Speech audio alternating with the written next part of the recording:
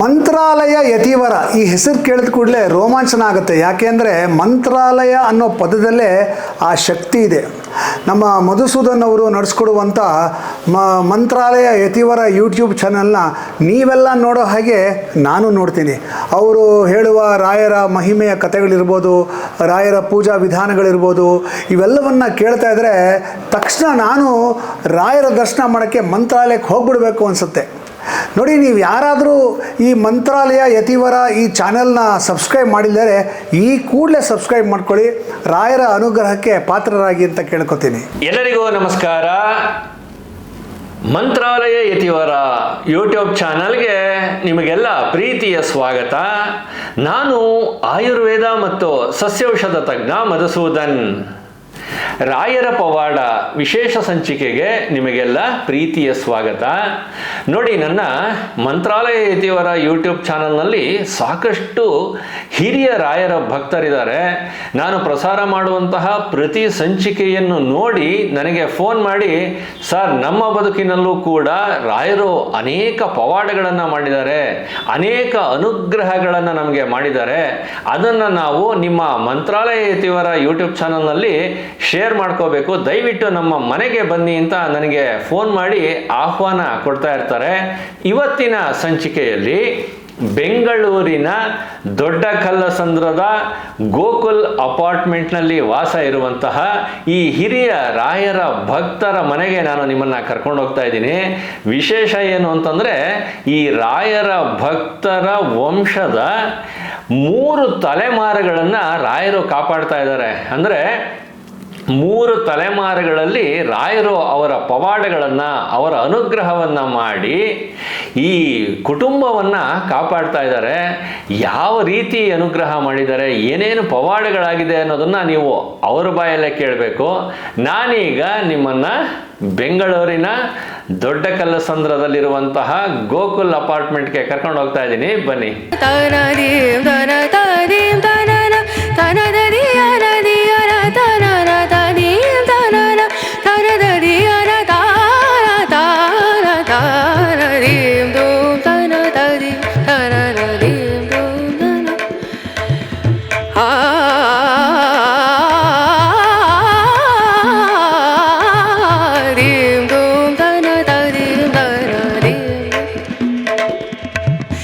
సరి గమ మమ గరి గమ పదని సరి దని దని సరి దని సరి గరి సని రే సని దని సరి గమ మమ గరి దని రే సరి దోం తన తని దీం దోం తన దీం దోం తన దీం దోం త నా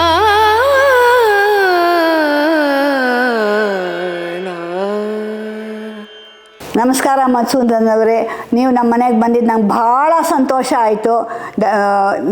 ರಾಯರನ್ನ ಭಾಳ ವರ್ಷದಿಂದ ಕೇಳ್ಕೊತಾ ಇದ್ದೆ, ನಾನು ನಿಮ್ಮನ್ನು ಭೇಟಿ ಮಾಡಿಸಿ ಅಂತ. ಅದು ಯಾವ ಸುಯೋಗವೋ ಏನೋ ಮಂತ್ರಾಲಯದಲ್ಲಿ ಅವರ ಪ್ರಾಂಗಣದಲ್ಲೇ ನಿಮ್ಮನ್ನು ಕಂಡು ಕರೆಯೋದು, ನಿಮ್ಮನ್ನು ಪರಿಚಯ ಮಾಡಿಸಿ, ನಿಮ್ಮ ಮುಖ ಪರಿಚಯ ಇದೆ ನನಗೆ, ಅವರೇ ನಮ್ಮನ್ನು ಗುರುತಿಸೋ ಹಂಗೆ ಮಾಡಿ ಕಳಿಸೋದು. ತುಂಬ ಸಂತೋಷ ಆಗಿದೆ. ಇದೇ ಒಂದು ದೊಡ್ಡ ಫಸ್ಟ್ ಪವಾಡ ಅಂತ ಹೇಳ್ಬೋದು. ನಾನು ನಿಮ್ಮ ಚಾನಲ್ನ ನಾನು ಬಿಗಿನಿಂಗಿಂದ ನೋಡ್ತಾ ಇದ್ದೀನಿ, ಒಂದೂ ತಪ್ಪಿಸ್ದೆ ನೋಡ್ತಾ ಇದ್ದೀನಿ. ಒಂದಕ್ಕಿಂತ ಒಂದು ಅದ್ಭುತವಾಗಿದೆ. ಅದರೊಳಗಾಗಿ ರೀಸೆಂಟಾಗಿ ನೀವು ಮಾಡಿಸಿದ ಲಕ್ಷ್ಮೀ ಮನೆ ಪವಾಡದ ಮಾತು ನೋಡಿ ಕಣ್ಣಲ್ಲಿ ನೀರು ಬಂದೋಯ್ತು. ನಿಮ್ಮ ಮೂಲಕವಾಗಿ ರಾಯರು ಆ ಮಗುಗೆ ಎಷ್ಟು ಪವಾಡಪೂರ್ವಕವಾಗಿ ಮುಂದೆ ತಂದಿದ್ದಾರೆ ಅಂದರೆ ಅದನ್ನು ಬಣ್ಣಿಸೋಕ್ಕೆ ಸಾಧ್ಯ ಇಲ್ಲ. ನಾನು ನಿಮ್ಮ ಮಂತ್ರಾಲಯ ಯತಿವರ ಚಾನಲ್ನಲ್ಲಿ ರಾಯರ ಅನೇಕ ಭಕ್ತರಿಗೆ ರಾಯರು ಮಾಡಿರತಕ್ಕಂಥ ಮಹಾಪವಾಡಗಳನ್ನು ನೋಡಿದೆ, ಅವರ ಬಾಯಿಂದ ಬಂದಿದ್ದು ಬಹಳ ಸಂತೋಷವಾಯಿತು. ಹಾಗೆ ನನ್ನ ಜೀವನದಲ್ಲಿ ಗುರುರಾಯರು ನಡೆಸಿದಂಥ ಮಹಾಪವಾಡಗಳ ಬಗ್ಗೆ ನಿಮಗೆ ತಿಳಿಸ್ಬೇಕು ಅಂತ ನನಗೆ ಅನ್ನಿಸ್ತು. ಅದಕ್ಕೆ ನಿಮ್ಮನ್ನು ನಮ್ಮ ಮನೆಗೆ ಬರಿ ಮಾಡಿಕೊಂಡೆ. ನೀವು ಬಂದಿದ್ದು ನನಗೆ ಬಹಳ ಸಂತೋಷ ಆಯಿತು. 1964ನೇ ಇಸ್ವಿನಲ್ಲಿ ನಮ್ಮ ತಾಯಿಯವರಿಗೆ ಗ್ಯಾಸ್ಟ್ರಿಕ್ ಪ್ರಾಬ್ಲಮ್ ಇತ್ತು. ಅದು ತೀವ್ರವಾಗಿ ಉಲ್ಬಣಿಸ್ಬಿಡ್ತು. ಯಾವ ಮಟ್ಟಕ್ಕೆ ಹೋಯಿತು ಅಂತಂದರೆ ಅವ್ರಿಗೆ ಆ ಸಂಕಟ, ಹೊಟ್ಟೆ ಉರಿ ತಡಿಲಾರದೆ ನೆಲದ ಮೇಲೆ ಒಳ್ಳೆ ಹುಳ ಸುತ್ತತ್ತಲ್ಲ ಆತ ನೆಲದ ಮೇಲೆ ಹುಳ ಸುತ್ತೋ ಹಂಗೆ ಸುತ್ತಿ ಒದ್ದಾಡ್ಬಿಡೋರು, ಸಂಕಟ ತಡಿಲಾರ್ದೆ ನೀರು ಕುಡಿಯೋಕ್ಕಾಗ್ತಾ ಇರಲಿಲ್ಲ. ಹೊಟ್ಟೆ ಮೇಲೆ ಒದ್ದೆ ಬಟ್ಟೆ ಹಾಕೊಳ್ಳೋರು ಉರಿ ತಡಿಲಾರ್ದೆ. ಅಂಥ ಪರಿಸ್ಥಿತಿನಲ್ಲಿ ಅವ್ರು ಕೆಲ್ಸಕ್ಕೆ ಬೇರೆ ಹೋಗಬೇಕಾಗಿತ್ತು, ಟೀಚರ್ ಆಗಿದ್ದವರು. ಅಂಥ ಪರಿಸ್ಥಿತಿನಲ್ಲೇ ಕೆಲಸಕ್ಕೂ ಹೋಗಿ ಬಂದು ಸಾಯಂಕಾಲ ಆದರೆ ಒದ್ದಾಡೋರು, ಹಾಗೂ ಹೀಗೂ ಕಷ್ಟಪಟ್ಟು ಬೆಳಗ್ಗೆ ಮಾಡ್ಕೊಂಬಂದ್ಬಿಡೋರು. ನಮ್ಮ ತಂದೆಯವರು ತೋರಿಸ್ದೇ ಇರೋ ಡಾಕ್ಟ್ರುಗಳೇ ಇಲ್ಲ. ಬೆಂಗಳೂರು ಇಡೀ ಸುತ್ತಬಿಟ್ಟು ಎಲ್ಲ ಡಾಕ್ಟ್ರ್ ಹತ್ರ ತೋರಿಸಿದ್ರು. ಅವ್ರು ಚೆನ್ನೈನಲ್ಲಿ ಅಂಡರ್ ಸೆಕ್ರೆಟರಿ ಆಗಿ ಕೆಲಸ ಮಾಡ್ತಾಯಿದ್ರು ಗೌರ್ಮೆಂಟಲ್ಲಿ. ಚೆನ್ನೈ ಗೌರ್ಮೆಂಟ್ ಆಸ್ಪತ್ರೆ ಗ್ಯಾಸ್ಟ್ರಿಕ್ ಪ್ರಾಬ್ಲಮ್ಗೆ ಬಹಳ ಫೇಮಸ್ ಇತ್ತು ಆ ಕಾಲದಲ್ಲಿ. ಅಲ್ಲೂ ಕರ್ಕೊಂಡು ಹೋಗಿ ತೋರಿಸಿ ಅವ್ರು ಇದ್ಬದ್ದು ಟೆಸ್ಟ್ಗಳೆಲ್ಲ ಮಾಡಿ ಏನೂ ಪ್ರಾಬ್ಲಮ್ ಇಲ್ಲ, ಈಗ ಔಷಧಿನೂ ಇಲ್ಲ, ಮದ್ದು ಇಲ್ಲ, ಹೀಗೆ ಅನುಭವಿಸ್ಕೊಂಡಿರ್ಬೇಕಷ್ಟೇ, ಇದಕ್ಕೆ ಏನೂ ಮದ್ದಿಲ್ಲ ಅಂತ ಹೇಳಿ ಕಳಿಸ್ಕೊಟ್ಬಿಟ್ರು. ಅದು ಕೇಳಿ ಬಹಳ ಬೇಜಾರಾಗೋಯ್ತು ನಮಗೆ. ನಮ್ಮ ತಂದೆ ತಾಯಿಯವರಿಬ್ಬರೂ ರಾಘವೇಂದ್ರ ಸ್ವಾಮಿಗಳ ಅಪಾರವಾದ ಭಕ್ತರು. ಅವರ ಪೂಜೆ ಇಲ್ಲದೆ, ಅವರ ಧ್ಯಾನ ಇಲ್ಲದೆ ಯಾವ ಕೆಲಸನೂ ಮಾಡ್ತಾ ಇರಲಿಲ್ಲ. ಹೀಗೆ ಅವ್ರಿಗೆ ಅನ್ನಿಸ್ತು ನಮ್ಮ ತಾಯಿಯವ್ರಿಗೆ, ನಾನು ಹರಕೆ ಹೊತ್ಕೋತೀನಿ ಅಂತ ಹೇಳಿ ಅವರು ರಾಯರನ್ನ ಬೇಡ್ಕೊಂಡ್ರು. ನನ್ನ ಈ ಉಲ್ಬಣವಾದ ಕಾಯಿಲೆ ಯಾರಿಂದನೂ ವಾಸಿ ಮಾಡಲಿಕ್ಕೆ ಆಗ್ತಾಯಿಲ್ಲ, ಯಾವ ವೈದ್ಯರಿಗೂ ಆಗ್ತಾಯಿಲ್ಲ, ನೀವೇ ಭವರೋಗ ವೈದ್ಯರು, ನಿಮ್ಮಿಂದ ಆಗದದ್ದು ಯಾವುದೂ ಇಲ್ಲ, ಇನ್ನು ನೀವೇ ವಾಸಿ ಮಾಡಬೇಕು, ನೀವು ವಾಸಿ ಮಾಡಿ. ಮಾಡಿದ ನಂತರ ನಾನು ಮಂತ್ರಾಲಯಕ್ಕೆ ಬಂದು ಒಂದು ದಿನ ಅಲ್ಲಿ ಬಂದಿರುವ ಭಕ್ತರಿಗೆಲ್ಲ ಭೋಜನದಲ್ಲಿ ತಂಪಾದ ಮಜ್ಜಿಗೆ ಅನ್ನನ ಬಡಿಸುವ ಹರಕೆ ಹೊತ್ತಿರ್ತೀನಿ. ನೀವು ಅದನ್ನು ಹೇಗೆ ಸರಿ ಮಾಡಿಸ್ತಿರೋ, ಹೇಗೆ ನನ್ನ ಕೈಲಿ ಅದನ್ನು ಪೂರೈಸ್ತಿರೋ ನಿಮಗೆ ಬಿಟ್ಟಿದ್ದು ಅಂತ ಹೇಳಿ ಹರಕೆ ಹೊತ್ತರು. ನಮ್ಮ ತಾಯಿ ಹರಕೆ ಮಾಡ್ಕೊಂಡು ಕೆಲವೇ ದಿನ ಆಗಿತ್ತು ಅಷ್ಟೇ. ಅಷ್ಟರೊಳಗೇ ಅವರ ಆರೋಗ್ಯ ಎಷ್ಟು ಸುಧಾರಿಸ್ತು ಅಂದರೆ, ಅವ್ರು ಹೇಳಿದ್ದೆಲ್ಲ ಸುಳ್ಳೇನೋ ಅನ್ನೋಷ್ಟು ಮಟ್ಟಿಗೆ ಚೇತರಿಸ್ಕೊಂಬಿಟ್ಟು ಅದು ನಂಬಕ್ಕೆ ಸಾಧ್ಯವಾಗ್ತಾ ಇರಲಿಲ್ಲ. ನಾವು ಅವ್ರು ಹೇಗೆ ಚೇತರಿಸ್ಕೊಂಡ್ರು ಅನ್ನೋದನ್ನ ಎಕ್ಸ್ಪ್ಲೇನ್ ಮಾಡೋಕ್ಕೆ ಸಾಧ್ಯ ಇಲ್ಲ ನಾನು. ಇದು ಅವ್ರ ಗುರುಗಳ ಕೃಪೆ ಅಲ್ಲದೆ, ಅವ್ರ ಪವಾಡ ಅಲ್ಲದೆ ಮತ್ತೇನೂ ಅಲ್ಲ. ನಮ್ಮ ತಾಯಿಯ ಆರೋಗ್ಯ ಯಾವಾಗ ಸುಧಾರಿಸ್ತೋ ಇದಾದ ಸ್ವಲ್ಪ ದಿನಗಳಲ್ಲೇ ನಮ್ಮ ತಂದೆ ತಾಯಿಯವರಿಬ್ಬರೂ ಮಂತ್ರಾಲಯಕ್ಕೆ ಹರಕೆ ಪೂರೈಸೋಕ್ಕೋಸ್ಕರ ಮಂತ್ರಾಲಯಕ್ಕೆ ಬಂದರು. ಆಗಿನ ಕಾಲದ ಬೇಸಿಗೆ ಕಾಲ, ಈಗಿನ ಥರ ಮಂತ್ರಾಲಯ ಅಲ್ಲವೇ ಅಲ್ಲ. ಅದು ಬರೀ ಮಠ ಸುತ್ತಲೂ ಬರೀ ಮರಳು, ಕಾದಿರೋ ಮರಳು. ಆ ಮರಳಿನಲ್ಲೇ ಬಿಸಿಲಿನಲ್ಲೇ ಮಂತ್ರಾಲಯಕ್ಕೆ ಗುರುಗಳ ದರ್ಶನ ಮತ್ತು ಸೇವೆಗೆ ಹರಕೆ ಪೂರೈಸೋದಕ್ಕಾಗಿ ಬಂದರು. ನಮ್ಮ ತಂದೆ ತಾಯಿಯವರು ಮಂತ್ರಾಲಯಕ್ಕೆ ಬಂದ ಮೇಲೆ ಆ ಕೆಟ್ಟ ಬಿಸಿಲು ಕಾಲಿಡೋಕ್ಕಾಗಲ್ಲ, ನೆಲದ ಮೇಲೆ ಸುಟ್ಟೋಗುತ್ತೆ.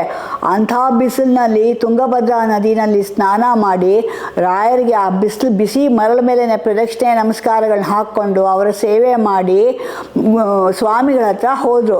ಸ್ವಾಮಿಗಳ ಹತ್ರ ಹೋಗಿ ತಮಗೆ ಆಗ್ತಿದ್ದಂಥ ಗ್ಯಾಸ್ಟ್ರಿಕ್ ಹೊಟ್ಟೆ ಬಾಧೆ ಏನಾಗಿತ್ತು, ಅವ್ರು ಏನು ಹರಕೆ ಹೊತ್ತಿದ್ದಾರೆ ಎಲ್ಲ ಹೇಳಿಬಿಟ್ಟು, ಈ ದಿನ ಎಷ್ಟು ಜನ ಬಂದರೂ ಅವರಿಗೆ ಮೊಸರನ್ನ ಅಥವಾ ಮಜ್ಜಿಗೆ ಅನ್ನ ತಂಪಾಗಿ ಬಡಿಸ್ಬೇಕು ಅಂತ ನಾನು ಹರಕೆ ಹೊತ್ತಿದ್ದೀನಿ, ಅದಕ್ಕೆ ಖರ್ಚು ನಾನು ಎಷ್ಟಾದರೂ ಕೊಡ್ತೀನಿ, ದಯವಿಟ್ಟು ವ್ಯವಸ್ಥೆ ಮಾಡಿಕೊಡಿ ಅಂತ ಕೇಳಿದ್ರು. ಸ್ವಾಮಿಗಳು ಹೇಳಿದ್ರು, ಇಲ್ಲಿ ಅದು ನಾವು ಹಾಲು ಮೊಸರು ಅದೆಲ್ಲ ಏನು ಇಲ್ಲಿ ಇಟ್ಕೊಳ್ಳೋ ಪದ್ಧತಿ ಇಲ್ಲ, ಯಾಕಂದರೆ ಇಲ್ಲಿ ಏನೂ ಇಲ್ಲ, ಬರೀ ಒಣ ನೆಲ, ಸಂಪೂರ್ಣವಾಗಿ ಮರಳುಗಾಡೋದು, ಏನೂ ಇರೋದಿಲ್ಲ. ಏನೇ ನಿತ್ಯಕ್ಕೆ ಬೇಕಾಗೋ ಪೂಜೆ ಸಾಮಾನು ಮೊದಲುಗೊಂಡು ಪಂಚಾಮೃತದ ಸಾಮಾನು ಮೊದಲುಗೊಂಡು ಪ್ರತಿಯೊಂದು ಆದೋನಿಯಿಂದನೇ ಬರೋದು. ಇವಾಗ ತಕ್ಷಣಕ್ಕೆ ತರಿಸು ಅಂದರೆ ಹೇಗಮ್ಮ, ರಾಯರ ಇಚ್ಛೆ ಏನಿದೆಯೋ ನೋಡೋಣ, ಅವರೇ ದಾರಿ ತೋರಿಸ್ತಾರೆ, ಅವ್ರನ್ನ ನಂಬು ಅಂತ ಹೇಳಿದ್ರು. ಅವ್ರು ಪುನಃ ಬೃಂದಾವನದ ಮುಂದೆ ಬಂದು ನಮಸ್ಕಾರ ಮಾಡಿ ರಾಯರಿಗೆ ಕಣ್ಣೀರು ಹಾಕ್ಕೊಂಡು, ನಾನು ಹೀಗೆ ಹರಕೆ ಸಲ್ಸೋಕ್ಕೆ ನಿಮ್ಮನ್ನು ನಂಬ್ಕೊಂಡು ಬಂದೆ, ಇಲ್ಲಿ ನೋಡಿದೆ ಸ್ವಾಮಿಗಳು ಹೀಗೆ ಅಂತಾರೆ, ನೀವೇ ಗತಿ, ನೀವೇ ದಿಕ್ಕು, ನನಗೆ ದಾರಿ ತೋರಿಸಿ ಅಂತ ಹೇಳಿ ನಮಸ್ಕಾರ ಮಾಡಿ ಮನಸ್ಸಿಗೆ ತುಂಬ ನೋವು ಮಾಡಿಕೊಂಡು ಮಠದಿಂದ ಆಚೆ ಬರ್ತಾಯಿದ್ರು. ಅಷ್ಟೊತ್ತಿಗೆ ಸರಿಯಾಗಿ ಯಾರೋ ಒಬ್ಬ ರೈತ ದೊಡ್ಡ ದೊಡ್ಡ ಮಣ್ಣಿನ ಗಡಿಗೆಗಳಲ್ಲಿ ಹಾಲು ಮೊಸರು, ಎತ್ತಿನ ಬಂಡಿ, ಅವಾಗೆಲ್ಲ ಏನು ಬೇರೆ ಇನ್ನೇನು ಇರ್ತಾನೆ ಇರಲಿಲ್ಲ ಅಲ್ಲಿ, ಎತ್ತಿನ ಬಂಡಿನಲ್ಲಿ ದೊಡ್ಡ ದೊಡ್ಡ ಗಡಿಗೆನಲ್ಲಿ ಹಾಲು ಮೊಸರು ತಂದು ಇಳಿಸ್ತಿದ್ದ. ಏನಪ್ಪ ಅಂತ ನಮ್ಮ ತಂದೆ ಕೇಳಿದ್ದಕ್ಕೆ, ಇವತ್ತು ರಾಯರ ಮಠಕ್ಕೆ ಯಾರೋ ಬರ್ತಿದ್ದಾರೆ, ಭಕ್ತರು ಬರ್ತಿದ್ದಾರೆ, ಅವರಿಗೆ ಹಾಲು ಮೊಸರು ಕೊಡು ಅಂತ ಹೇಳಿ ನನಗೆ ಕನಸಾಯಿತು, ಅದಕ್ಕೆ ತಂದು ಇಳಿಸ್ತಾ ಇದ್ದೀನಿ ಸ್ವಾಮಿ ಅಂತ ಹೇಳ್ದ. ನಮ್ಮ ತಾಯಿ ತಂದೆಗೆ ತುಂಬ ಸಂತೋಷ ಆಗಿ ಅವನಿಗೆ ಅದು ಖರ್ಚಿನ ಹಣ ಕೊಡ್ಲಿಕ್ಕೆ ಹೋದರೆ, ನನಗಿದೇನು ಬೇಡ, ಇದು ರಾಯರ ಸೇವೆ, ರಾಯರ ಆಜ್ಞೆ ನಾನು ಪಾಲಿಸ್ತಾ ಇದ್ದೀನಿ, ಇದಷ್ಟು ಅವ್ರಿಗೆ ಸೇರಿದ್ದು ಅಂತ ಹೇಳಿ ಕೈ ಮುಗಿದ್ಬಿಟ್ಟ ಅವನು. ಅದೇ ಸಮಯಕ್ಕೆ ಸರಿಯಾಗಿ ಸ್ವಾಮಿಗಳು ಬಂದರು. ಸ್ವಾಮಿಗಳು ಬಂದಾಗ ಅವ್ರಿಗೂ ಆಶ್ಚರ್ಯಚಕಿತರಾಗೋದ್ರು. ಯಾಕೆಂದರೆ ಅವರು ಎಕ್ಸ್ಪೆಕ್ಟೇ ಮಾಡೋದಿಲ್ಲ. ಹಾಲು ಮೊಸರು ಸುಮಾರು ಬೆಳಗ್ಗೆ 10 ಗಂಟೆ ಆದೋನಿಯಿಂದ ರೈತನ ಕನಸಿನಲ್ಲಿ ರಾಯರು ಬಂದು ಅವನ ಮೂಲಕವಾಗಿ ಹರಕೆ ಪೂರೈಸಿಗೆ ಮಾಡಿಸಿದ್ದಾರೆ ರಾಯರು ಅನ್ನೋದು ಆಶ್ಚರ್ಯ ಆಗೋಯ್ತು. ಅವಾಗ ಆಶ್ಚರ್ಯದಿಂದ ಹೇಳಿದ್ರು, ರಾಯರು ನಿಮ್ಮ ಹರಕೆ ಕೇಳಿ ನಿಮ್ಮ ಭಕ್ತಿಗೆ ಮೆಚ್ಚಿ ನಿಮಗೆ ಈ ವ್ಯವಸ್ಥೆ ಮಾಡಿದ್ದಾರೆ. ರಾಯರು ಇದ್ದಾರೆ ಅನ್ನೋದಕ್ಕೆ ಇದೇ ಸಾಕ್ಷಿ, ನಿಮ್ಮಂಥ ಭಾಗ್ಯವಂತರು ಯಾರೂ ಇಲ್ಲ ಅಂತಂದರು. ನಮ್ಮ ತಂದೆ ತಾಯಿಗೆ ಅಷ್ಟು ಸಂತೋಷ ಆಯಿತು ಅಂದರೆ ಸ್ವಾಮಿಗಳ ಪಾದಕ್ಕೆ ಎರಗಿ ಅವ್ರ ಆಶೀರ್ವಾದ ಪಡ್ಕೊಂಡು ಕಣ್ಣಲ್ಲಿ ನೀರು ಹರಿಸ್ಕೋತಾ ನಿಂತ್ಬಿಟ್ಟು ಅವ್ರ ಬಾಯಲ್ಲಿ ಮಾತೇ ಹೊರಡಲಿಲ್ಲ ಅವತ್ತು. ಆಗ ಮಧ್ಯಾಹ್ನ 11 ಗಂಟೆ ಸಮಯ, ರಾಯರ ಪ್ರಸಾದ ಸಮಯ, ಅದು ತೀರ್ಥ ಪ್ರಸಾದದ ಟೈಮ್. ಅದು ಆ ಪ್ರಸಾದದ ಸಮಯದಲ್ಲಿ ನಮ್ಮ ತಾಯಿಯವರೇ ಕೈಯಾರೆ ಎಲ್ಲರಿಗೂ ಮಜ್ಜಿಗೆ ಬಡಿಸಿ ತಮ್ಮ ಹರಕೆಯನ್ನು ಪೂರೈಸಿ ರಾಯರ ಸನ್ನಿಧಿಯಲ್ಲೇ ಪೂರೈಸಿ ಬಹಳ ಸಂತೋಷ ಪಡ್ಕೊಂಡ್ರು. ಅದಾದ ನಂತರ ಅವರು ಪ್ರಸಾದ ಸೇವನೆ ಮಾಡಿದ್ರು. ಅದಾದ ನಂತರ ಅವ್ರಿಗೆ ಬರ್ತಿದ್ದ ಅಂತಹ ಬಾಧೆ ಅವ್ರಿಗೆ ಈ ಜನ್ಮದಲ್ಲಿ ಅವ್ರ ಕಡೆ ತಂದ್ಕೊಂಡು ಅಂಥ ಬಾಧೆ ಅನುಭವಿಸ್ತಾ ಇಲ್ಲ, ಸಂಪೂರ್ಣವಾಗಿ ಗುಣಮುಖರಾದರು. ಇದಕ್ಕೆ ರಾಯರ ಪವಾಡ ಅನ್ನೋದೇ ಇನ್ನೇನು ಹೇಳಬೇಕು. ನಾನು ಅವ್ರ ಮಹಿಮೆನ ಯಾವ ಥರ ಬಣ್ಣಿಸ್ಬೇಕು ನನಗೆ ಗೊತ್ತಿಲ್ಲ. ಅದನ್ನು ನೆನೆಸ್ಕೊಂಡ್ರೆ ನನ್ನ ಕಣ್ಣಲ್ಲಿ ಇನ್ನೂ ನೀರು ಬರ್ತದೆ. ಇದಕ್ಕಿಂತ ಇನ್ನೇನು ಹೇಳೋಕ್ಕೆ ಸಾಧ್ಯ ಇಲ್ಲ ನಾನು. ಇದು ನಮ್ಮ ತಾಯಿ ಜೀವನದಲ್ಲಿ ರಾಯರು ಮಾಡಿದ ಪವಾಡ ಆದರೆ ಅದಕ್ಕೆ ಮೀರಿದ ಪವಾಡ ನನ್ನ ಜೀವನದಲ್ಲಿ ಆಗಿದೆ. ಅದನ್ನು ನೀವು ಯಾರು ಕೇಳಿದ್ರೆ ಮೈ ಜುಮ್ ಅಂದ್ಬಿಡುತ್ತೆ, ನೆನೆಸ್ಕೊಳ್ಳೋಕ್ಕೂ ಸಾಧ್ಯ ಇಲ್ಲ, ಅಷ್ಟು ಜುಮ್ ಅನ್ನತ್ತೆ. ನಾನು ಕೆನರಾ ಬ್ಯಾಂಕಲ್ಲಿ ಕೆಲಸ ಮಾಡ್ತಿದ್ದೆ. ಇದು ನಡೆದಿದ್ದು 2002ನೇ ಇಸ್ವಿನಲ್ಲಿ. ನಾನು ಕೆನರಾ ಬ್ಯಾಂಕಲ್ಲಿ ಕೆಲಸ ಮಾಡ್ತಾಯಿದ್ದೆ. ಆಗ ನನ್ನ ಜೊತೆಗಾರ್ತಿಯೊಬ್ಬರು ನನ್ನ ಕೆಲಸದ ಪರಿ ನೋಡಿ ನನಗೆ ತುಂಬಾ ಸರ್ಟಿಫಿಕೇಟ್ಸ್ ಬರೋದು, ಕ್ವಾಲಿಟಿ ಆಫ್ ವರ್ಕ್ಗೆ ಸರ್ಟಿಫಿಕೇಟ್ಸ್ ಮೆರಿಟ್ ಸರ್ಟಿಫಿಕೇಟ್ಸ್ ತುಂಬಾ ಬರೋದು. ಅದನ್ನು ತಡ್ಕೊಳ್ಳೋಕ್ಕಾಗದೆ, ನನಗಿನ್ನ ಒಂದು ಚೂರು ಜೂನಿಯರ್ ಅಷ್ಟೇ ಅವಳು. ಬಟ್ ಅವ್ರಿಗೆ ತಡ್ಕೊಳಕ್ಕಾಗದೆ ನನ್ನ ಮೇಲಿನ ಹೊಟ್ಟೆ ಊರಿಗೆ ನಡೆಸಿದಂಥ ಒಂದು ಕ್ರಿಯೆ ಇದು. ಒಂದು ದಿವಸ ಹೀಗೆ ನವರಾತ್ರಿ ಟೈಮಲ್ಲಿ ನಾನು ಹೊರಗಡೆ ಏನೂ ಫುಡ್ ತಿಂತಾ ಇರಲಿಲ್ಲ. ಮೊದಲಿಂದ ಮನೆಯಿಂದನೇ ಊಟ ತಿಂಡಿ ತೊಗೊಂಡು ಹೋಗೋದು ಎಲ್ಲನೂ ಹೊರಗಡೆ ನಾನು ಏನೂ ತೊಗೋತಾ ಇಲ್ಲ. ಕಾಫಿ ಒಂದು ಬಿಟ್ಟು ಇನ್ನೇನೂ ಕುಡಿತಾ ಇರಲಿಲ್ಲ ನಾನು. ಹಾಗಾಗಿ ಎಲ್ಲ ಮನೆಯಿಂದ ತೊಗೊಂಡು ಹೋಗ್ತೀನಿ. ಅವ್ರು ಏನು ಮಾಡಿದ್ರು, ನವರಾತ್ರಿ ಟೈಮಲ್ಲಿ ಮನೆಯಿಂದ ಮಾಡಿಸ್ಕೊಂಬಂದಿದ್ದು ಕಾಜು ಬರ್ಫಿ ತಂದು ಕೊಟ್ಟರು. ನೀನು ಎಲ್ಲರಿಗಿನ್ನ ಸೀನಿಯರ್ ಮೋಸ್ಟ್ ಅಲ್ವಾ, ಇಲ್ಲಿ ಫಸ್ಟ್ ನೀನೇ ತಗೋ ಅಂತ ಹೇಳಿ ಕೊಟ್ಟರು. ನಾನು ಆ ಕಾಜು ಬರ್ಫಿನ ತಿಂದೆ, ಎಲ್ಲರಿಗೂ ಹಂಚಿದ್ರು. ಅದಾದ 2-3 ದಿವಸದ ನಂತರ ಯಾರಿಗೂ ಏನೂ ಆಗಿಲ್ಲ, ಎಲ್ಲರೂ ಚೆನ್ನಾಗಿದ್ದಾರೆ. ನನಗೆ ಮಾತ್ರ ಹೊಟ್ಟೆಯಲ್ಲಿ ಉರಿ, ಸಂಕಟ, ವಾಂತಿ, ಬೇದಿ ಎಲ್ಲ ಶುರುವಾಗಿ ಕೈಕಾಲು ಸೋತೋಯ್ತು. ಹಸಿವೆ ಆಗೋದು, ಆದರೆ ತಿನ್ನೋಕ್ಕಾಗ್ತಾ ಇರಲಿಲ್ಲ. ವಿಪರೀತ ಬಾಯಾರಿಕೆ, ಸುಸ್ತಾಗಿ ಲೋ BP ಆಗಿಬಿಟ್ಟು ನೀರು ಮಾತ್ರ ಕುಡಿತಾ ಇದ್ದೆ. ನೀರು ಬಿಟ್ಟು ಇನ್ನೇನೂ ಸೇರ್ತಾ ಇರಲಿಲ್ಲ ನನಗೆ. ಕಡೆಗೆ ಎಲ್ಲ ಡಾಕ್ಟರ್ ಹತ್ರ ಹೋಗಿ ತೋರಿಸ್ದೆ. ನಮ್ಮ ಆಯುರ್ವೇದಿಕ್ ಡಾಕ್ಟರ್ ಹತ್ರನೇ ಹೋಗ್ತಾ ಇದ್ದಿದ್ದು. ತೋರಿಸ್ದೆ ಹೋಗಿ ಅಲ್ಲಿ. ಅವ್ರಿಗೂ ಎಲ್ಲ ಪ್ರಯತ್ನಗಳು ಪಟ್ಟು ಔಷಧಿಗಳು ಕೊಟ್ಟರು, ಏನೂ ಆಗಲಿಲ್ಲ, ಉಲ್ಬಣಿಸ್ತಾನೇ ಹೋಯ್ತು ಅದು.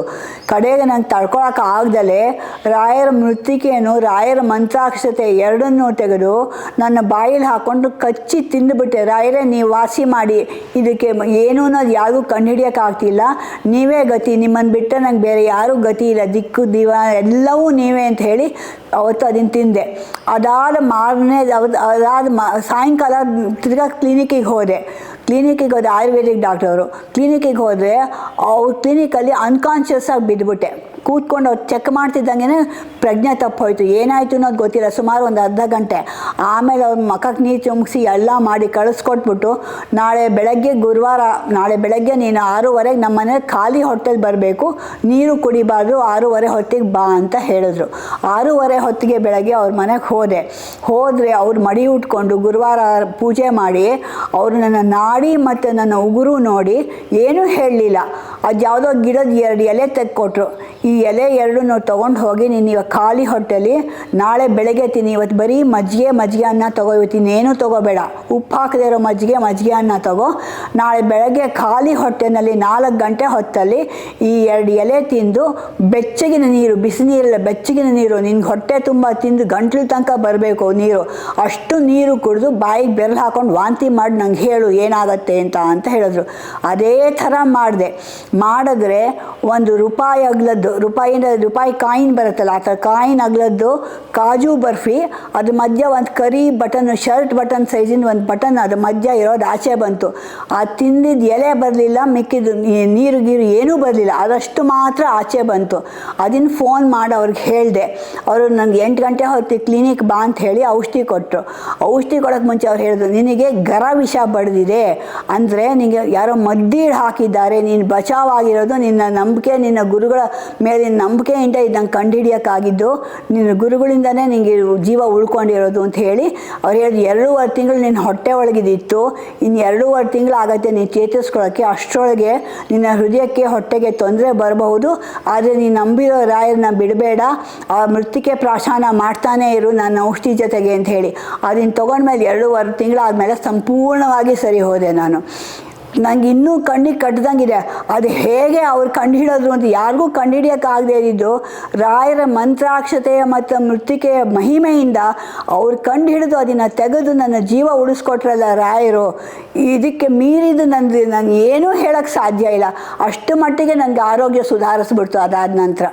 ಇವತ್ತಿಗೂ ನಾನು ರಾಯರಿಗೆ ಚಿರಋಣಿಯಾಗಿದ್ದೇನೆ. ಈ ಪವಾಡ ನಡೆಸಿರೋದವರು ನನ್ನ ಜೀವಂತ ಸಾಕ್ಷಿ. ಇದು ನಡೆದಿದ್ದು 2002 ಡಿಸೆಂಬರ್ ತಿಂಗಳಲ್ಲಿ ನಡೆದಿದ್ದು. ಅಕ್ಟೋಬರ್ 17, 2001 ನನಗೆ ಇದು ನಡೆದಿದ್ದು. 2001 ಡಿಸೆಂಬರ್ನಲ್ಲಿ ನನಗೆ ವಿಷಪ್ರಾಶನ ಆಚೆ ಬಂದಿದ್ದು ರಾಯರ ಮಹಿಮೆಯಿಂದ, ರಾಯರ ಮೃತ್ತಿಕೆ ಮಹಿಮೆಯಿಂದ ನಡೆದಿದ್ದು. ಇದು ನನ್ನ ಜೀವನದಲ್ಲಿ ಆಗಿದ್ದಾದರೆ ನನ್ನ ಮಗಳ ಜೀವನದಲ್ಲಿ ಒಂದು ಮಿರಾಕಲ್ಲೇ ನಡೀತು ಅನ್ಬೋದು. ಅವಳಿಗೆ 5 ವರ್ಷದ ಹುಡುಗಿ ಟೈಫಾಯ್ಡ್ ಆಗಿಬಿಟ್ಟು ವಾಸಿಯಾಗಿದ್ದು ರಿಲ್ಯಾಪ್ಸ್ ಆಗೋಯ್ತು. 104 ಜ್ವರ, ಯಾವ ಔಷಧಿಗೂ ಜ್ವರ, ಇಂಜೆಕ್ಷನ್ಗೂ ಜ್ವರ ಕಡಿಮೆ ಆಗ್ತಾಯಿಲ್ಲ. ಮಾರನೇ ದಿವಸ ಅಡ್ಮಿಟ್ ಮಾಡಬೇಕು ಹಾಸ್ಪಿಟ್ಲಿಗೆ ಅನ್ನೋ ಸ್ಥಿತಿಲಿ ಇತ್ತು. ಯಜಮಾನ್ರಿಗೂ ಹುಷಾರಿರಲಿಲ್ಲ, ನನಗೂ ಹುಷಾರಿರಲಿಲ್ಲ. ನನಗೆ ಏನೂ ತೋಚಿಲ್ಲ. ನಂಗೆ ತೋಚಿದ್ದು ಒಂದೇ ದಾರಿ. ರಾತ್ರಿ ಸುಮಾರು 10 ಗಂಟೆ ಹೊತ್ತಿಗೆ ಮೃತ್ತಿಕೆ ನಾನು ನೀರಲ್ಲಿ ಕಲಿಸ್ಬಿಟ್ಟು ಇಡೀ ಮೈಗೆ ಸವರಿಬಿಟ್ಟೆ ದಿನ. ಅದು ಸವರಿದು ಒಂದು 2 ಅವರ್ಸ್ ಆದಮೇಲೆ ಒಳ್ಳೆ ತಣ್ಣೀರಿನಲ್ಲಿ ತೊಯಿಸ್ದಂಗೆ ಮೈ ಇಡೀ ನೆಂದು ಹಾಸಿಗೆ ಎಲ್ಲ ಒದ್ದೆ ಆಗಿ ತಣ್ಣಗೆ ಬೆವರು ಹೋಗ್ಬಿಟ್ಟು ಜ್ವರ ಬಿಟ್ಟಿತ್ತು. ಬೆಳಗ್ಗೆ ನೋಡಿದೆ ಅದು ಎದ್ದು ಕುಣ್ಕೊಂಡು ಆಟ ಆಡ್ಕೋತಾ ಇದೆ ಮಗು. ಅದು ಡಾಕ್ಟ್ರಿಗೆ ಆಶ್ಚರ್ಯ ಆಯಿತು. ಅಡ್ಮಿಟ್ ಮಾಡು ಅಂತ ಹೇಳಿದ ಮಗು ಹಿಂಗಾಯ್ತಲ್ಲ ಅಂತ. 3 ತಲೆಮಾರುಗಳನ್ನ ಕಾಪಾಡ್ಕೊಂಡು ಬಂದಿದ್ದಾರೆ ರಾಯರು ನಮ್ಮ ಮನೇಲಿ. ನಮ್ಮ ತಾಯಿ, ನಾನು, ನನ್ನ ಮಗು ಎಲ್ಲನೂ. ಅದನ್ನ ಯಾವ ಥರ ರಾಯರಿಗೆ ನಾನು ಋಣ ಸಲ್ಲಿಸಬೇಕು ಅಂತ ಪ್ರಾಬಬ್ಲಿ ನಾನು ಇನ್ನು 7 ಜನ್ಮ ಎತ್ತು ಬಂದ್ರೂ ಅದು ನಾನು ರಾಯ ಋಣ ತೀರ್ಸೋಕ್ಕೆ ಸಾಧ್ಯನೇ ಇಲ್ಲ. ಎಲ್ಲದಕ್ಕಿಂತ ಹೆಚ್ಚಾಗಿ ಮಧುಸೂದನ್ ಅವ್ರಿಗೆ ನಾನು ತುಂಬ ಥ್ಯಾಂಕ್ಸ್ ಹೇಳಬೇಕು, ಮಂತ್ರಾಲಯ ಯತಿವರ ಚಾನಲ್ಗೆ. ಯಾಕೆಂದರೆ ನನ್ನ ಈ ಅನುಭವಗಳನ್ನ ಬೇರೆಯವ್ರ ಜೊತೆಗೆ ಹಂಚ್ಕೊಂಡು ಎಲ್ಲರೂ ರಾಯರಿದ್ದಾರೆ, ಹೌದು ಅವ್ರು ಸತ್ಯವಾಗ್ಲೂ ಇದ್ದಾರೆ, ಇದನ್ನು ರೂಪಿಸ್ತಾ ಇದ್ದೀವಿ, ಎಲ್ಲ ಕಡೆನೂ ನಾವು ನಿರೂಪಿಸ್ತಾ ಇದ್ದೀವಿ. ರಾಯರಿದ್ದಾರೆ, ರಾಯರನ್ನ ಮಾತ್ರ ನಂಬಿ ಬದುಕಿ ಅವ್ರು ನಿಮ್ಮ ಕೈ ಎಂದಿಗೂ ಬಿಡಲ್ಲ. ಎಂಥ ಕಷ್ಟ ಕಾಲದಲ್ಲೂ ರಾಯರೇ ಅಂತ ಬರ್ತಾರೆ. ನೀವು ರಾಘವೇಂದ್ರ ಅನ್ನಿ, ರಾಯರೇ ಅನ್ನಿ, ಗುರುಗಳು ಅನ್ನಿ, ನಿಮ್ಮ ಹತ್ರ ಬಂದು ನಿಮ್ಮನ್ನು ಕಾಪಾಡಿ ನಿಮ್ಮನ್ನು ಜೀವನದಲ್ಲಿ ಉದ್ಧಾರ ಮಾಡ್ತಾರೆ. ಅವ್ರನ್ನ ಬಿಟ್ಟರೆ ಬೇರೆ ಯಾರೂ ನಮ್ಮನ್ನು ಉದ್ಧಾರ ಮಾಡೋರಿಲ್ಲ. ಎಲ್ಲರಿಗೂ ನಮಸ್ಕಾರ. ಸ್ಪೆಷಲ್ಲಾಗಿ ಮಂತ್ರಾಲಯ ಯತಿವರ ಚಾನಲ್ ಮಧುಸೂದನ್ ಅವ್ರಿಗೆ ಇಷ್ಟು ಭಾಗ್ಯ ನಮಗೆ ಕೊಟ್ಟರಲ್ಲ ಮಧುಸೂದನ್ ಅವರೇ, ನಿಮಗೆ ನಾನು ಚಿರಋಣಿ ಆಗಿದ್ದೀನಿ. ಎಲ್ಲರಿಗೂ ರಾಯರು ಶುಭ ಉಂಟು ಮಾಡಲಿ ಅಂತ ಬೇಡ್ಕೋತೀನಿ. ನಮಸ್ಕಾರ.